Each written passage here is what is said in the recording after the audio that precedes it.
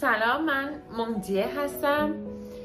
اول بگم که این اسم چینی رو یکی از دوستای چینی من برام انتخاب کرد، به خاطر اینکه یادمه وقتی که دانشجو بودم یه دوست چینی داشتم که بهم گفتش که انتخاب کردن اسم چینی خیلی مهمه، چون که هم باید یه آوای خوب داشته باشه، هم باید معنی خوب داشته باشه و متناسب شخصیت اون آدم باشه. و اون چون منو میشناخت به من گفتش که اسم مونگجیه برای من مناسب است. برای همین من هم اسم مونگجیه رو انتخاب کردم. من سال 2017 رفتم دانشگاه توی تهران و زبان چینی خوندم. قبل از اینکه وارد دانشگاه بشم اصلا برام واضح نبود که زبان چینی چطوریه، چطور زبانیه. بعد از اینکه وارد دانشگاه شدم دیدم که وای، انگار خیلی زبان سختیه. یادم همه همکلاسی‌هام هم همچین حسی داشتن و میگفتن که واقعا زبان خیلی سختیه، نسبت به فارسی خیلی سخت داره، الفبا نداره و کلی تلفظهای مختلف داره.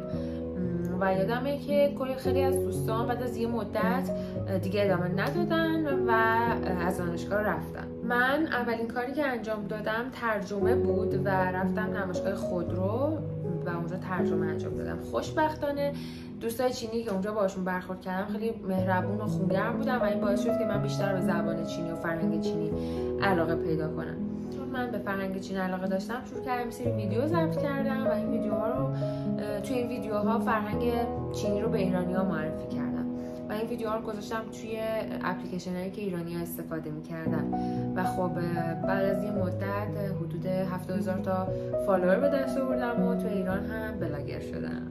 من اولین کاری که انجام دادم ترجمه بود. بعد از ترجمه کم کم شروع کردم به بیزنس کردن و کرونا که تموم شد، چون یه دفعه خیلی گروه‌های توریستی چینی اومدن ایران و می‌خواستن ایران رو ببینن، شروع کردم کار لیدری کردن و خب خیلی برای من حس خوبی بود، چون این فرصت رو به من میداد که بتونم ایران و تاریخ ایران رو به دوستای چینی معرفی بکنم. من خیلی گروه زیاد میبرم و اینکه خیلی خوشحال میشم ببینم که اینقدر دوستای چینی به ایران علاقه دارن، به فرهنگ ایران، به تاریخ ایران و میان ایران. خیلی بهشون خوش میگذره. همه میگن که ما برگردیم چین به دوستامون میگیم که حتما بیان ایران و برای من خیلی حس خوبی داره.